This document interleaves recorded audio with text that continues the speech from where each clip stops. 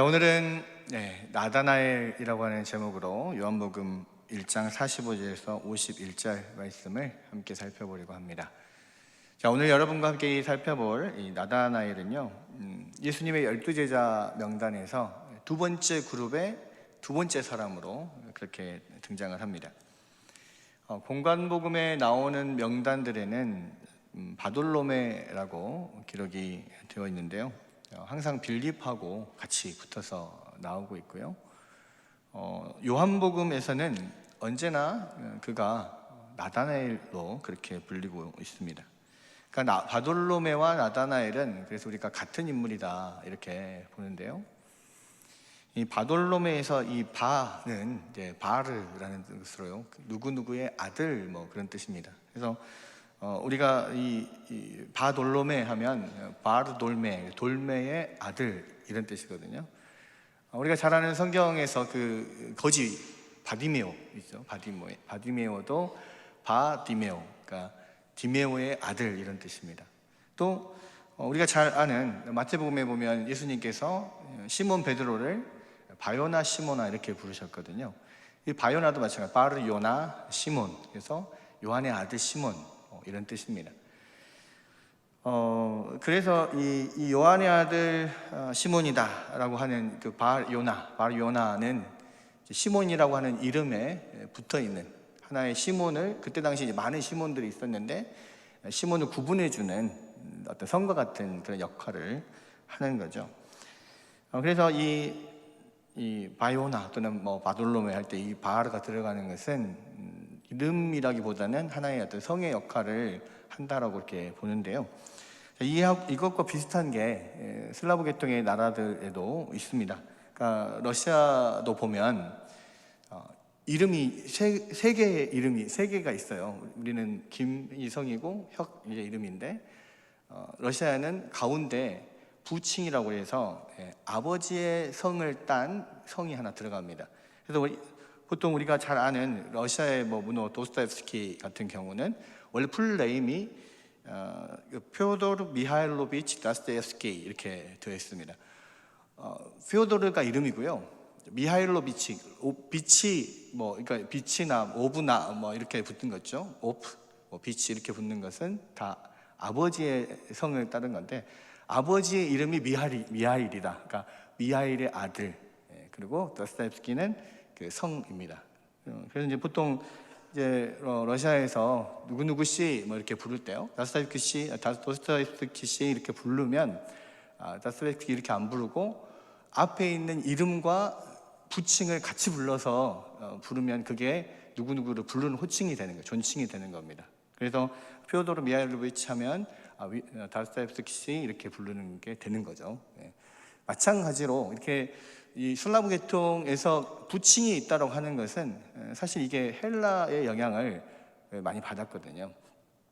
그러니까 모든 언어 라틴 계통, 프랑스, 뭐 스페인 이런 남부 유럽 쪽은 당시 이제 로마가 쓰던 그 언어였던 라틴어가 그쪽으로 가서 변형된 게 프랑스어나 뭐 독일어나 또 이탈리아어나 이런 것들이 다, 스페인어도 마찬가지고 다 라틴어 계통입니다.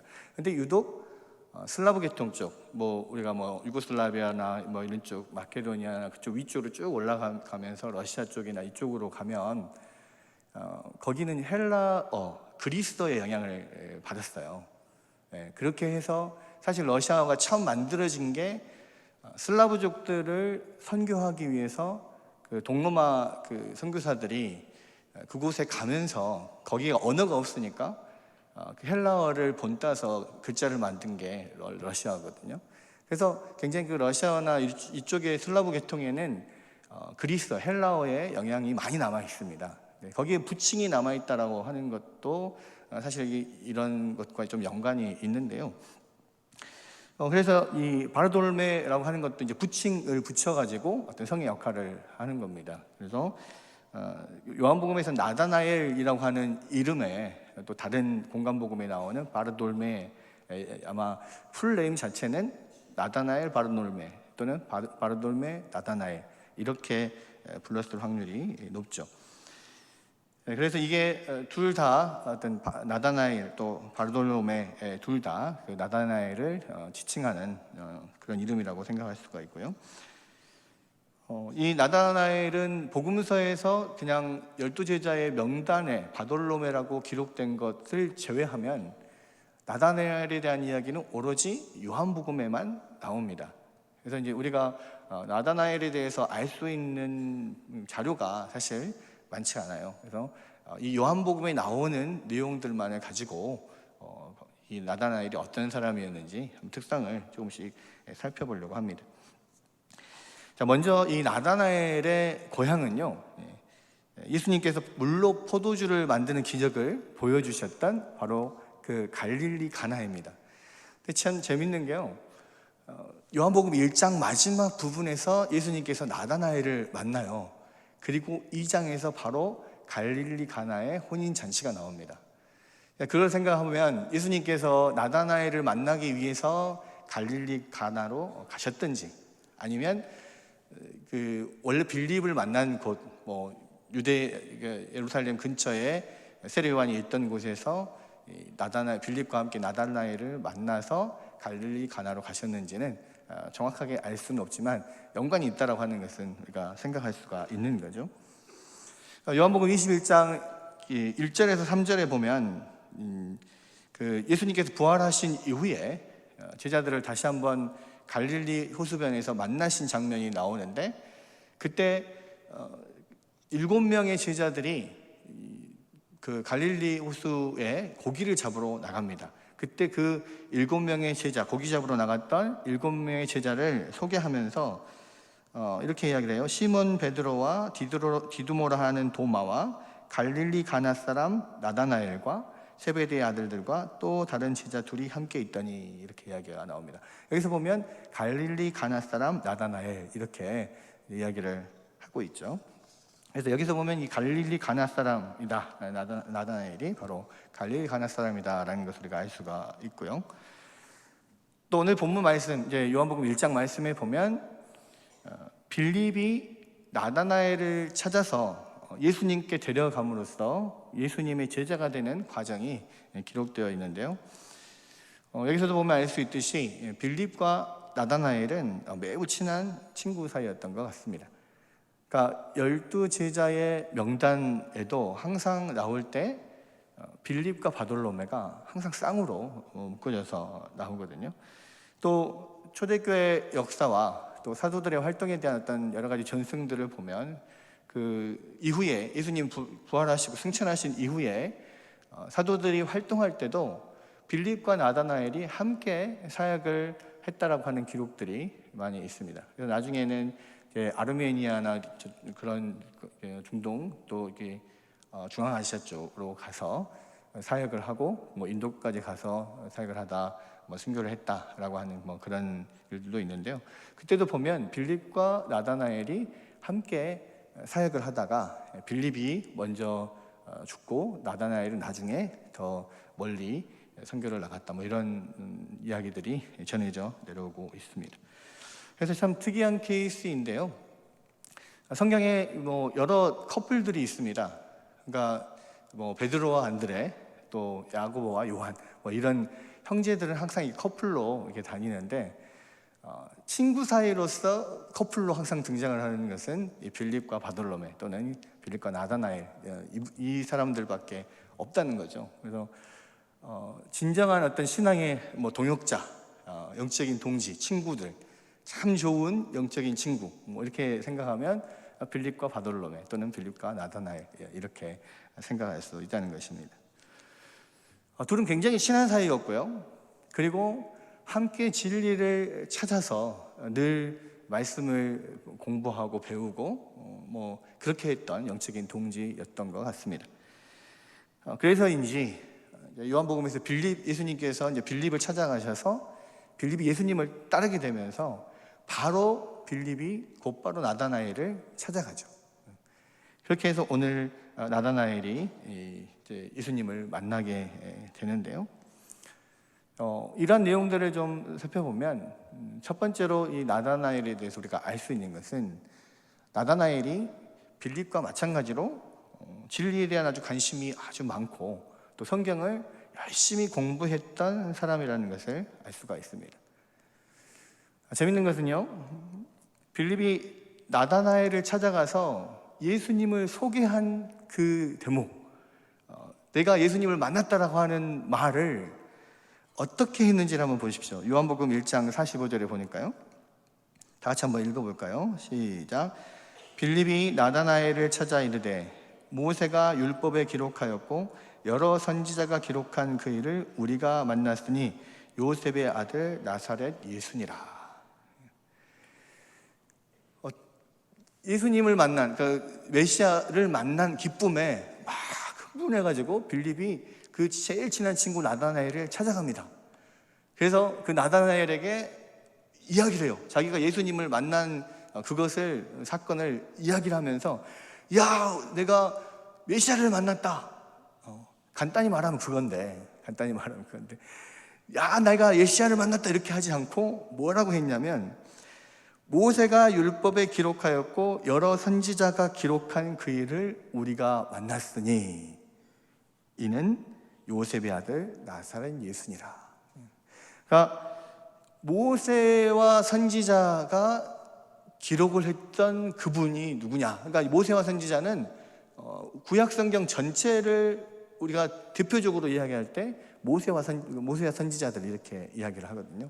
그러니까 구약 성경에서 우리가 공부하였던 예수님께 그 오실이라고 하던 그 메시아가 바로 왔고 내가 만났다. 그가 바로 나사렛 사람 요셉의 아들 예수다. 이렇게 이야기를 한 거예요. 만약에 나다나엘이 그런 성경을 잘 몰라서 메시아, 예수 그리스도가 메시아라고 하는 사실을 빌립이 알려줬을 때, 만약에 그 나다나엘이 구약 성경을 잘 몰랐다면 이렇게 말하지는 않았겠죠. 그냥 야, 메시아라는 사람을 내가 만났다, 뭐 이렇게 이야기를 했겠죠. 근데 나다나엘에게는 아주 구구절절 모세가 율법에 기록하였고 여러 선지자가 기록했던 그 메시아를 내가 만났다 이렇게 이야기를 하는 거예요. 왜 그랬을까요? 나다나엘이 그러한 성경의 연구를 통하여서 그러한 메시아가 와야 되리라는 것을 알고 그것을 기다리고 있었던 거죠. 그래서 그것을 이야기하면 나다나엘이 관심을 갖고, 아, 정말 그러냐? 우리가 그렇게 연구하고 공부했던, 그리고 기다렸던 그분을 네가 진짜 만났다는 거냐? 그렇게 관심을 가지고 나올 줄을 알았기 때문에 그걸 정확하게 길게 설명한 겁니다. 모세가 율법에 기록하였고 여러 선지자가 기록한 바로 그 메시아를 우리가 만났다. 바로 그분을 내가 만났다. 여러분, 이 사실은요, 나다나엘과 빌립이 함께 이 구약 성경을 공부하는 사람이라는 것을 우리가 알 수가 있습니다. 그리고 이 구약 성경의 예언의 성취에 대해서 굉장한 관심을 가지고 있었다는 것을 알고 있죠.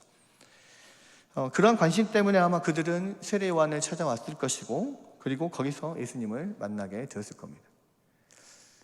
그들이 세례 요한 곁에 있었을 것이라고 우리가 추정할 수 있는 근거 중에 하나가 뭐냐면요, 이 요한복음 1장 45절 앞에 이제 빌립을 예수님께서 찾아가신 장면이 나오죠. 그리고 예수님이 나를 따르라 하니까 빌립이 따라요. 그리고 바로 44절에 뭐라고 기록되어 있냐면, 빌립은 안드레와 베드로와 한 동네 벳세다 사람이라, 이렇게 이야기를 하고 곧바로 빌립이 나다나엘을 찾아가는 장면이 나옵니다. 이 44절에서요, 우리가 주목해야 될 점이 있어요. 예수님이 빌립을 만났는데 갑자기 성경은 빌립은 안드레와 베드로 형제와 한 동네 벳세다 사람이었다라고 갑자기 뜬금없이 이야기를 하는 겁니다. 왜 갑자기 빌립이 안드레, 베드로와 한 동네 사람이었다는 것을 여기서 이야기를 하고 있냐? 또 보통 우리가 알듯이 베드로와 안드레를 소개할 때는 항상 100% 베드로가 먼저 소개돼요. 근데 딱 이 구절에서만은 안드레와 베드로와 한 동네 사람이다 이렇게 이야기를 합니다. 그럼 여기 핵심은 베드로에게 있는 겁니까? 안드레에게 있는 겁니까? 안드레에게 있어요. 그러니까 빌립이 안드레와 한 동네 사람이라는 걸 지금 강조하는 겁니다. 그럼 왜 빌립이 안드레와 한 동네 사람이라는 것을 강조합니까? 바로 이 안드레가 세례 요한을 따라다니던, 진리를 찾아서 세례 요한을 따라다니던 두 명의 제자 중 한 명이었고, 이 안드레를 통해서 베드로가 예수님께로 인도되었죠. 빌립은 그 안드레와 한 동네 사람이었고, 빌립과 나다나엘은 친한 친구 사이입니다. 그리고 이들은 예수님이 찾아가거나 빌립이 나다나엘을 찾아갈 정도로 지금 현재 가까이 있는 상황이에요. 이것은 무엇을 뜻합니까?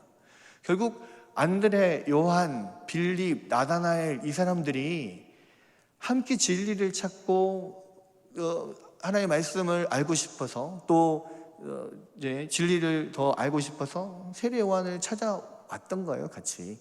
그리고 안드레와 요한은 이미 예수님을 발견하고 따랐고, 베드로는 안드레에 의해서 인도가 되었고, 빌립은 예수님이 직접 찾아가셨습니다. 그리고 나머지 한 명 나다나엘을 빌립이 찾아간 거죠. 결국 우리가 이것을 가지고 추정할 수 있는 것은요, 나다나엘도 예수님을 향한 또는 그 진리를 향한 열정이 아주 대단한 사람이었고, 그리고 빌립이 나다나엘과 하는 대화를 통해서도 알 수 있듯이 구약 성경에 대해서 열심히 공부를 한 사람이었다는 것이죠. 여러분, 그렇게 이들은 이미 예수님을 만나기 전에 하나님 말씀을 열심히 공부하고 진리를 찾고자 하는 그런 열심을 가지고 찾으면서 결국 예수님을 만났을 때 쉽게, 금방 그렇게 신속하게 예수님을 따르게 되는 그런 일들이 있었다 하는 것이죠. 여러분, 우리가 이 나다나엘을 비롯해서 이 초기의 제자들을 우리가 살펴보면요, 이를 통하여서 얻을 수 있는 교훈 하나가 있습니다. 바로 주님께 쓰임받기 위해서는요, 기본적으로 말씀으로 기초가 잘 세워져 있어야 된다는 거예요. 물론 성경 공부를 열심히 하고 또 하나님의 말씀에 관심을 많이 갖는 사람들만 다 예수님을 만나고 신앙을 가질 수 있는 것은 아닙니다. 우리가 알다시피 하나님은 세상의 미련한 것들을 통하여서 유식하고 유능한 사람들을 부끄럽게 하는 그런 일들이 많게 하시고, 또 어떤 기적적인 많은 방법들로 예수님을 믿게 하는 여러 가지 많은 일들을 하셔요. 그런데 우리가 이들을 통하여서 알 수 있는 것은요, 하나님의 말씀이 기초가 되지 않으면, 또 하나님의 말씀이 기초가 되면 훨씬 더 빨리 그 복음을 마음 가운데 받아들이고 훨씬 더 신앙이 빨리 성장하게 되고요, 결국 하나님의 말씀에 기초가 선 사람들이 이 12사도가 초대교회의 기둥으로 섰던 것처럼 그렇게 주님의 그런 리더로서, 일꾼으로서 크게 사용될 수 있을 가능성이 크다는 것이죠.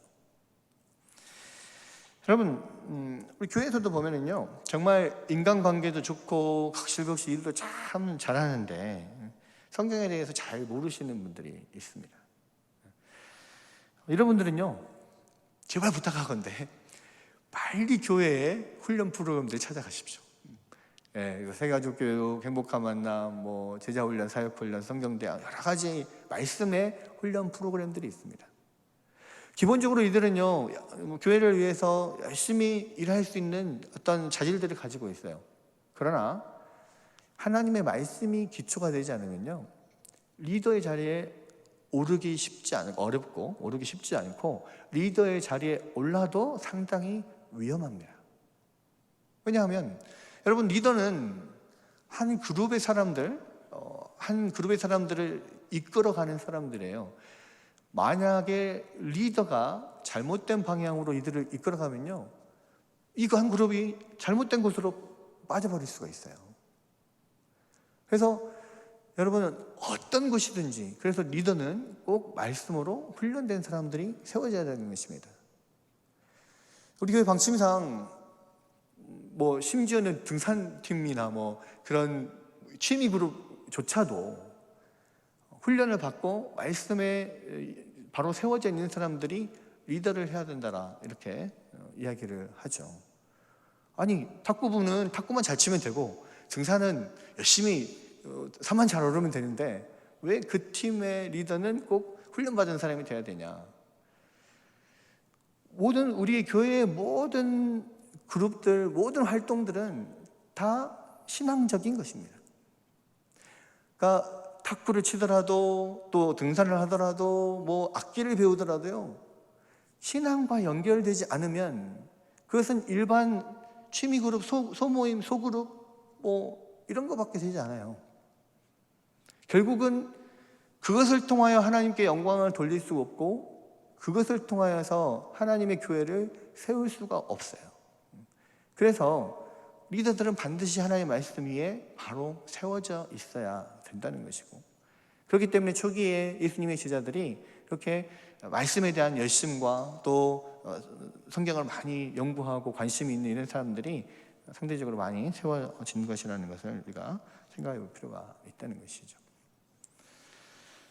그 다음으로 이제 46절에 보면은요, 우리가 나다나엘의 성품에 대해서 또 하나의 성찰을 얻을 수가 있습니다. 바로 그는 성경 연구자고 하나님의 진리를 찾아서 또 열심을 가지고 또 연구하고 그런 사람이었지만요, 그런 어떤 편견을 가지고 있었던 것 같습니다. 46절에 보면은 이렇게 되어 있어요. 나다나엘이 우리가 찾던 그 메시아를 찾았다라고 막 흥분해서 말하는 빌립의 그 이야기를 듣고 냉소적으로 반응합니다. 뭐라고 그랬습니까? 나사렛에서 무슨 선한 것이 날 수 있느냐. 지금요, 여러분 생각해 보십시오. 여기 가장 친한 친구가 막 흥분된 상태로 왔어요. 우리가 정말 기다렸던, 우리가 이 구약성경에서 예언되었던 그 메시아를 내가 지금 만나고 왔다니까 막 이야기를 하는데, 보통 친한 친구라면 서로 같은 공통된 관심사를 가지고 있고 그래서 서로 잘 통하고 알기 때문에 그 친구가 막 기뻐하잖아요. 그러면 그 다른 친구는 뭐 같이 막 기뻐할 수밖에 없어요. 우와, 정말 그러냐, 그렇게 반응을 해야 되는데, 바로 그 사람 메시아를 만났어 이렇게 이야기를 하니까 나사렛에서 무슨 선한 것이 날 수가 있어, 이렇게 아주 내기표정으로 반응을 하는 거예요. 근데 물론 이들이 구약성경을 잘 연구한 사람들이었다는 것을 우리가 아니까, 구약성경에 보면 메시아는 베들레헴에서 난다 그랬는데 무슨 나사렛에서 났다고 이야기를 하느냐, 그건 아니다, 이렇게 이야기할 수도 있겠죠. 그런데요, 나다나엘이 지금 한 이야기는 단순히 성경적인 근거가 없어서 그거는 아니다라고 어떤 지적인 판단에 의해서 말하는 게 아닙니다. 이 말하는 뉘앙스를 보십시오. 야, 무슨 나사렛에서 무슨 선한 것이 날 수 있어. 이거는 지적인 어떤 판단이 아니고요, 감정적인 대응이에요. 단순히 나사렛이 성경에서 예언한 베들레헴이 아니기 때문에가 아니라, 야, 나사렛 같은 그런 찌질한 마을에서 무슨 메시아가 난다는 거야, 이렇게 나사렛에 대한 어떤 편견을 가지고 있는 거죠. 여러분, 물론 나사렛은요, 그 당시에 예루살렘이나 유대 베들레헴이나 큰 도시들에 비해서 굉장히 작은 도시였습니다. 그리고 실제적으로 유대인들은, 예루살렘에 살던 유대 지역에 살던 사람들은 갈릴리에 사는 사람들을 굉장히 무시하고 경멸했어요. 아주 시골 촌뜨기 이렇게 생각을 했습니다. 여러분, 그런데요, 좋습니다. 만약에 나다나엘이 예루살렘 출신이고 아주 큰 도시 출신이었다라고 한다면 나사렛에서 그렇게 선한 것이 날 수가 있어, 이렇게 이야기하는 것도 일면 이해가 될 겁니다.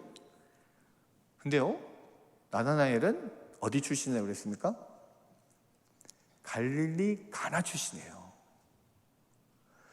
여러분, 갈릴리 가나는요, 사실 나사렛과 그래도 가까이 있는 도시이긴 한데요, 나사렛보다 훨씬 시골입니다. 그러니까 이때 당시도 나사렛은 그나마 지중해에서 지중해를 거쳐서 위쪽으로부터 이렇게 쭉 내려오는 도로들이 이렇게 있는데, 그래도 그 중요한 도로가 지나가는 교차점에 나사렛이 있었어요. 나름대로 교통의 요지에 나사렛이 있었다는 말입니다. 그때 갈릴리 가나는요, 거기서 한참 더 들어가는 아주 궁벽한 시골 깡촌이에요. 요즘도 예수님께서 물로 포도주를 만든 기적을 그곳에서 베풀지 않았다면 사람들이 거의 찾아갈 일이 없는 그런 시골이라고 합니다. 그런데 여러분, 그러한 갈릴리 가나 출신이 야, 무슨 나사렛에서 선한 것이 날 수 있어, 이렇게 이야기를 하는 겁니다. 사실 이건 논리적으로 말이 안 되죠. 제가 가끔 일산에 사는 제 선배 목사님하고 가끔 통화를 합니다. 그럼 제가 전화를 걸면 그쪽에서 받아서 이 남쪽 시골 광주에서 여기까지 어찌 전화를 하셨는고, 뭐 이렇게 이야기를 해요. 그럼 제가 뭐라고 합니까? 아니, 광주는 광역시고, 일산은 서울 주변에 그 쬐깐한 도시인데 말이야. 어디다 대고 지금 광역시 시민한테 그런 일산 총구석에 사는 사람이 이렇게 이야기를 하느냐. 그런데 일산에 사는 사람들은요, 자기가 일산 고향 시민 이렇게 생각 안 하고 서울 사람이라 생각해요. 그런 비슷한 거죠. 저희가 생각할 때는 말도 안 되는 대광역 시민한테 지금 일산 조그만 시골 도시 사람들이 이렇게 하는 거예요. 그러니까 사실 논리적으로 말이 안 되죠. 꼭 그런 겁니다. 지금 갈릴리 가나 출신 나다나엘이 나사렛 출신, 예수님이 나사렛 출신이라고 거기서 무슨 선한 게 나냐 이렇게 이야기를 하니까요. 이거는 말이 안 되는 이야기인 거죠. 근데 그런 잘못된 이야기를 하는 이유가 뭡니까? 그에게 편견이 있었던 거죠. 논리적인 이야기가 통하지 않는 것은요, 편견 때문에 그렇습니다. 논리적으로는 일산은 경기도 시골이에요. 근데 자기들은 서울 옆에 붙어 있다고 자기들이 서울 시민이라고 하는 이상한 편견을 가지고 있어요. 그러니까 그런 말도 안 되는 대광주 시민한테, 이렇게 광주 광역 시민한테 그런 막말을 하고 이러죠. 그러니까 논리적으로 이야기가 이해가 안 되는 것을 너무 당연하게 이야기하는 것은 편견 때문에 그렇다는 거예요. 그렇다면 나다나엘에게 무슨 편견이 있었을까? 이거는 아무 데도 나오지 않습니다. 그런데 전후사정들을 우리가 좀 생각하면서 추정해 본다면, 나다나엘은 정말 진리를 찾아서 갈릴리에서 세례 요한이 있는 예루살렘 근처 그곳까지 내려와서 그곳에서 세례 요한으로부터 진리를 듣기를 원했고, 아마도 그런 동료들과 함께 내려와서 세례 요한이 예수님이 지나가실 때 하나님의 어린 양이다 그렇게 말씀하는 것도 아마 들었을 겁니다. 그죠? 그리고 예수님에 대한 확신을 가지고 지금 찾아가기 전이기 때문에 어쨌든 그쪽에 대한 관심을 많이 갖고 있어서, 그 세례 요한도 그 당시에 많은 사람들이 주목했던 사람인데 그 세례 요한이 지명해서 저분이 바로 하나님의 어린 양이시다 이렇게 말했다고 한다면 많은 사람들이 거기에 관심을 갖게 되겠죠. 많은 사람들이 저 사람은 진짜 메시아다, 아니다, 헛소리다, 여러 가지 이야기들을 많이 할 겁니다. 나다나엘도 거기에 대해서 많이 궁금해했을 거고 그랬을 겁니다. 들리는 이야기들이 많았겠죠. 근데 그 중에서 유대 지도자들이 나사렛 예수에 대해서 주로 이야기한 게 뭐였습니까? 그는 메시아가 될 수 없다. 나사렛에서 무슨 선한 것이 날 수 있냐? 메시아는 반드시 베들레헴에서 오게 되어 있는데 무슨 나사렛 그런 시골 깡촌에서 그런 천박한 도시에서 무슨 구세주가 난다는 거냐? 메시아가 난다는 거냐? 이런 이야기들, 회자되는 많은 이야기들을 들었을 것입니다. 그리고 그에게는 동일하게 예수님 나사렛에서 무슨 선한 것이 나겠느냐라는 생각을 갖게 되겠죠. 아마도요, 나사렛에서 무슨 선한 것이 나겠느냐라고 하는 것은 나다나엘 스스로 자기 의견으로 말한 게 아닐 가능성이 큽니다. 왜냐하면 그 당시에 회자되는 말들이 유대 지도자들로부터 유대 지도자들이 이야기하는 이야기들이 그런 거였다는 거죠. 근데 그런 것을 자기가 확인하지 않고 그냥 받아들인 거예요. 그리고 그렇게 편견이 있고, 예수님은 아니야, 마음속으로 이미 가위표를 쳐버렸어요. 그러니까 자기가 그렇게 친하고 함께 진리를 찾아서 성경을 연구하고 했던 그 동료인 빌립이 와서 막 기뻐하면서 바로 우리가 연구했던 그 사람을 만났다 막 이렇게 이야기를 했을 때 아예 그냥 듣는 척도 않고 그 말도 안 되는 소리 하지 마라 이렇게 튕겨내 버리는 거죠. 여러분, 편견은요, 사람을 진실과 진리에서 멀어지게 합니다. 여러분, 우리는 많은 편견을 가지고 살아가고 있습니다. 우리의 지연이, 혈연이, 학연이, 우리의 인간관계가 진실을 보지 못하게 하는 경우가 너무 많아요. 여러분, 우리가 이미 다 경험했지 않습니까? 한참 난리통에 많은 사람들이 교회를 등지고 떠난 이유가 뭐였습니까? 그들이 진실을 알았기 때문에 그랬습니까? 천만의 말씀이죠. 인간관계가 진실을 찾는 것을 막아버려요. 아무리 이것이 진실이다 이야기를 해도 혈연이, 지연이, 학연이 인간관계가 진실을 진실로 받아들이지 못하게 합니다. 그분들은 자기들이 옳다라고 이야기를 했어요. 자기들이 진실이라고 이야기를 했습니다. 아무리 말을 해도 듣지 않았어요. 결과적으로 시간이 지나고 보니까 뭡니까? 혈연 때문에, 지연 때문에, 학연 때문에, 인간관계 때문에 결국 그들은 진실을 받아들이지 못하는 거잖아요. 이런 편견이라고 하는 것이 이렇게 무섭습니다. 근데 여러분, 그것이 과연 그들만의 문제일까요? 그것이 과연 나다나엘만의 문제일까요? 아닙니다. 이것은 신앙생활도 마찬가지인데요. 오래 사역을 해보고 말씀을 가르쳐보고 강단에서 외쳐보고 아무리 외쳐보아도 성도들의 사고방식이 전혀 변하지 않는 것을 많이 봐요. 여러분, 왜 그게 변하지 않을까? 분명히 하나님 말씀이 이렇다라고 분명하게 외치는데도, 성경을 근거를 가지고 이야기하고 설명하고 가르치는데도 왜 그 생각이 전혀 바뀌지 않을까? 나에게 이미 들어와 있는 편견을 버리지 못하면요, 진리가 그 사람에게 찾아 들어가기가 어려워요. 편견이 진리를 막아버립니다. 여러분, 지금은 덜하지만 제가 아는 어떤 어머니는 연초만 되면 항상 토정 비결을 뽑아가지고 맨날 이야기를 해요. 아들아,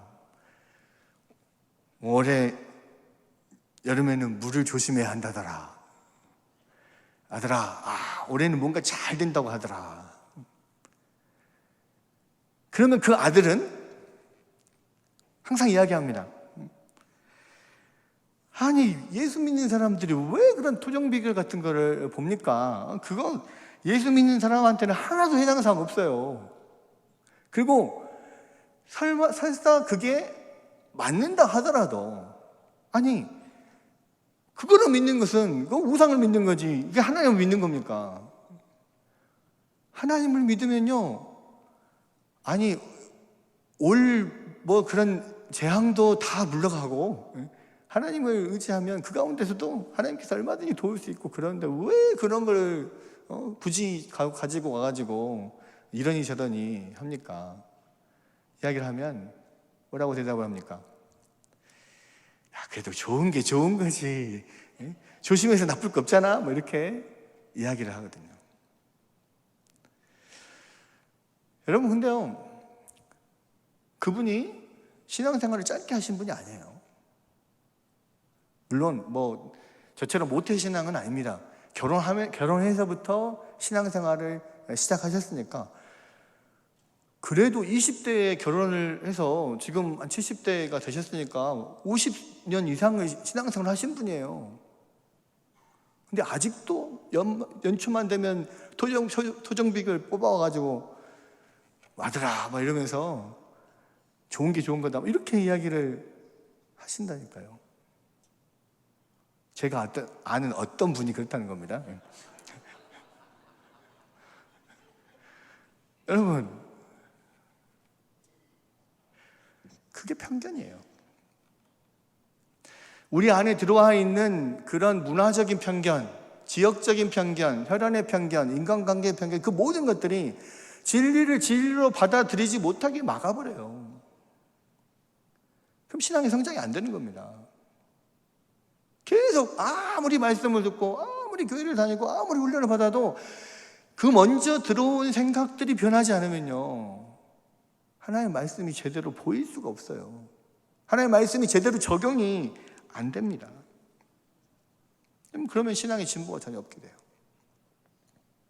여러분 한번 생각해 보십시오. 혹시 내가 왜 나는 이렇게 신앙의 진보가 없을까? 여러분 안에 어떤 편견이 여러분을 막고 있는지도 몰라요. 여러분, 말씀을 읽고 들을 때도 마찬가지입니다. 어쩔 때는요, 예전에 들었던 말씀이 또 예전에 은혜 받았던 구절이 더 이상 말씀을 새롭게 깨닫고 은혜 받지 못하게 가로막는 경우가 많아요. 그래서 제가 아는 어떤 분은요, 꼭 한 2년, 2, 3년에 한 번씩 성경을 바꿉니다. 왜 바꾸냐? 멀쩡한데도 성경을 바꿔요. 왜냐? 한 2, 3년 성경을 보면, 성경을 계속 읽다가 보면 맨날 줄친 데만 또 치고 맨날 눈 가는 데만, 눈에 들어온 구절만 맨날 들어온다는 거예요. 그리고 이미 성경에 줄이 쳐져 있으니까 그걸 계속 들여다보면 자꾸 그쪽으로만 생각이 되고 그런다는 거죠. 그래서 아예 성경을 바꾸고 새로 다시 시작을 하면 하나씩 씹어가면서 읽어가다 보면 이 말씀이 이 말씀이었구나. 전혀 새로운 곳에서 은혜를 받아요. 그러니까 여러분, 성경을 오랫동안 깨끗하게 잘 쓰는 것도 좋은 일이지만요, 성경 열심히 그냥 많이 보고 줄치고 해가지고 2, 3년마다 한 번씩 이렇게 바꾸는 것도 좋은 일입니다. 왜냐하면 더 새로운 말씀에 더 새로운 깨달음들을 얻으려고 하는 어떤 노력이고요, 그게 나의 신앙생활에서 편견을 없애려고 하는 하나의 노력이니까요. 그것도 참 좋은 방법이라 생각이 됩니다.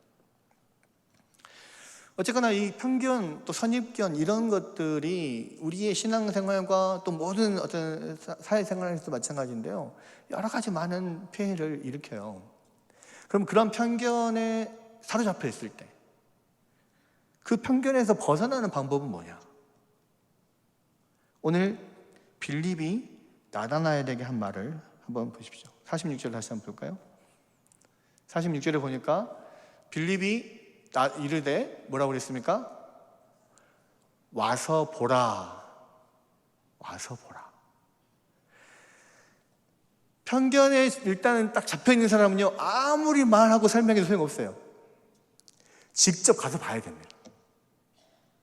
직접 그 실체를 대면해야 돼요.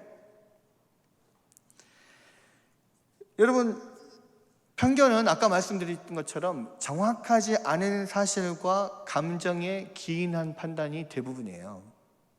그래서 이 편견에서 벗어나려면요, 감정을 배제하고요, 내 눈으로 객관적으로 그 실체를 바라봐야 합니다. 거기에 부딪혀야 해요. 여러분, 사람들이 그냥 일반적으로 하는 말만 듣고 판단을 하면 잘못된 판단을 할 경우가 되게 많아요. 사역을 하면서 느끼는 경우가 이런 게 많은데요. 교회에서 제3자를 통해서 그렇다더라고 들은 이야기 가지고만 판단을 해버리면 대부분은 잘못될 때가 많습니다. 왜냐? 나에게 그 사람에 대해서 이야기해 준 사람이 아무리 믿을 만한 사람이고 좋은 판단력을 가지고 있는 사람이라고 할지라도 한 사람을 거쳐서 들어오게 되면은 정확한 팩트만을 전달한 게 아니고 그 팩트에 그 사람이 생각과 느끼는 감정과 이런 것들이 조금이라도 묻어서 들어와요. 그때 사람의 말은요, 다르고 다릅니다. 뉘앙스가 아주 달라요. 그래서 직접 그 사람에 대해서 대면해서 만나서 이야기를 들어보지 않고 제3자에게서 듣고 만약에 그걸 판단하면요, 대부분은 잘못된 판단을 하는 경우가 되게 많아요.